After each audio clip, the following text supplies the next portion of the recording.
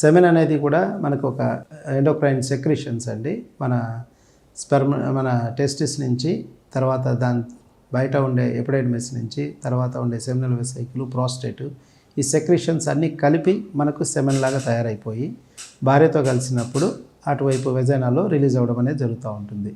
నార్మల్గా semen consistency అనేది thick fluid లాగా రిలీజ్ అవుతుంది. ఒక 15-20 మినిట్స్ తర్వాత అది స్లోగా లిక్విఫై అయిపోయి దాంట్లో ఉన్న స్పెర్మటోజోవా అవన్నీ భార్యలోని యూట్రస్ దగ్గరికి చేరడం అనేది జరుగుతూ ఉంటుంది. సో ఈ ప్రాసెస్ అనేది దిస్ ఈజ్ ఫిజియలాజికల్. సో ఈ ప్రాసెస్లో మనకు సెమెన్ లోపల మనకు వాటర్ ఉంటుంది, తర్వాత ఈ స్పెర్మటోజోవా ఉంటుంది, థిక్ సెక్రిషన్స్ అన్నీ ఉంటాయి. సో జనరల్గా మనకు హైడ్రేషన్ సరిగా లేకుండా డీహైడ్రేషన్ ఉన్నప్పుడు వాటర్ కంటెంట్ తగ్గి ఇది ఇంకొంచెం చిక్కగా తయారవడం జరగవచ్చు. లేకపోతే ఎక్కువ రోజులు భార్యతో కలవకుండా, లేకపోతే స్పర్మ్ రిలీజ్ కాకుండా సెమెన్ రిలీజ్ కాని వాళ్ళకు స్పర్మటోజోవా కౌంట్ ఎక్కువ ఉండి కూడా మనకు అట్లా ఉండవచ్చు. కొందరు హై ప్రోటీన్ రెగ్యులర్గా తీసుకునే వాళ్ళలో కూడా ఆ విధంగా ఉండొచ్చు.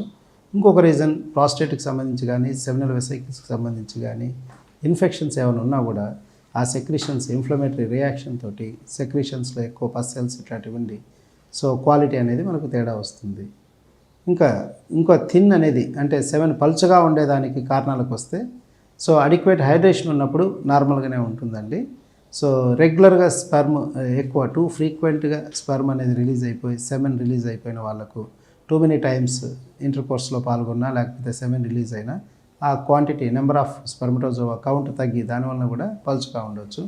దానికేం భయపడవలసిన అవసరం ఏం లేదు. సో ఇంకేమైనా మనకు సెమెన్కి సంబంధించిన హెల్త్ అనేది మెయింటైన్ చేయాలంటే రెగ్యులర్గా physical exercise, balanced diet, so ఇవన్నీ తీసుకోవడం అనేది అవసరం. జింక్, యాంటీ ఆక్సిడెంట్స్ ఎక్కువగా ఉన్నది, రెగ్యులర్ ఎక్సర్సైజ్, తర్వాత సెమెన్కి సంబంధించి స్మోకింగ్ కానీ ఆల్కహాలిజం కానీ బంద్ చేసుకొని సో రెగ్యులర్ ఎక్సర్సైజ్ ఇవి చేసుకోవడం మంచిది.